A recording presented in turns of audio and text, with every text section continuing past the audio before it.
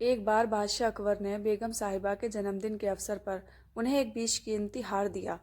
बादशाह अकबर का उपहार होने के कारण बेगम साहिबा को वह हार अति प्रिय था।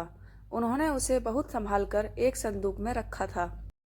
एक दिन श्रृंगार करते समय जब हार निकालने के लिए बेगम साहिबा ने संदूक खोला तो उन्होंने वह नदारत पाया। घबराते हुए वो फौरन अकबर के पास पहुंची और उन्हें अपना बेशकीमती हार खो जाने की जानकारी दी। अकबर ने उन्हें वह हार कक्ष में अच्छी तरह ढूंढने को कहा, लेकिन वह हार नहीं मिला। अब अकबर और बेगम साहिबा को यकीन हो गया कि हो न हो उस शाही हार की चोरी हो गई है। अकबर ने तुरंत बीरबल को बुलावा भेजा और सारी बात बताकर शाही हार खोजने की जिम्मेदारी उसे सौंप दी। बीरबल ने बिना देर किए राजमहल के सभी सेवक सेविकाओं को दरबार में हाजिर होने का फरमान जारी करवा दिया। कुछ ही देर में दरबार लग चुका था। अकबर अपनी बेगम साहिबा के साथ शाही तख्त पर विराजमान थे। सभी सेवक सेविकाएं दरबार में हाजिर थे। बस बीरबल नदारद था। सब बीरबल के आने का इंतजार करने लगे, लेकिन 2 घंटे बीत जाने पर भी बीरबल नहीं आया। बीरबल की इस हरकत पर अकबर आग बबूला होने लगे। दरबार में बैठने का कोई औचित्य न देख वे बेगम साहिबा के साथ उठकर वहां से जाने लगे। ठीक उसी वक्त बीरबल ने दरबार में प्रवेश किया। उसके साथ एक गधा भी था। विलंब के लिए अकबर से माफ़ी मांगते हुए वह बोला, जहांपना माफ़ कीजिएगा, इस गधे को खोजने में मुझे समय लग गया। सबकी समझ के परे था कि बीरबल अपने साथ वो गधा दरबार में लेकर क्यों आया है। बीरबल सबकी जिज्ञासा शांत करते हुए बोला, ये कोई साधारण गधा नहीं है, ये एक जादुई गधा है।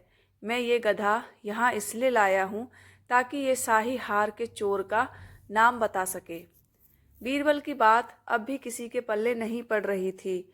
बीरबल कहने लगा, मैं इस जादुई गधे को पास ही के एक कक्ष में ले जाकर खड़ा कर रहा हूँ।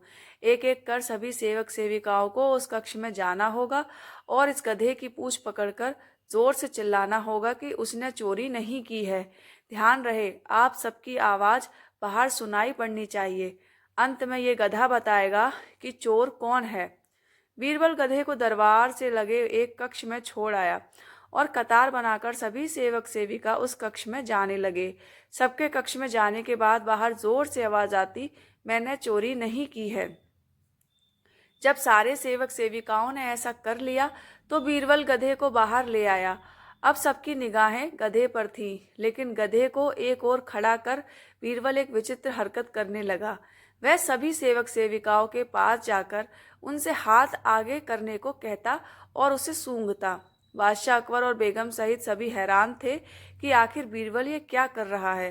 तभी बीरबल एक सेवक का हाथ पकड़कर जोर से बोला, जहांपना, ये है शाही हार का चोर। तुम इतने यकीन से ऐसा कैसे कह सकते हो बीरबल?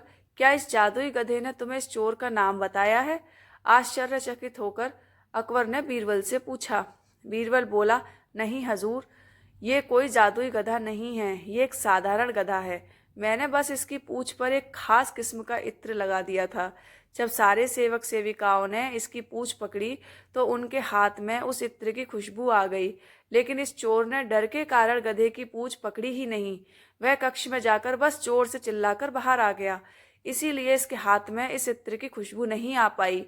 इससे सिद्ध होता है कि यही चोर है। उस चोर को दबिश देकर शाही हार बरामद कर लिया गया और उसे कठोर सजा सुनाई गई। इस बार बीरबल की अक्लमंदी की बेगम साहिबा भी कायल हो गई और उन्होंने अकबर से कहकर बीरबल को कई उपहार दिलवाए।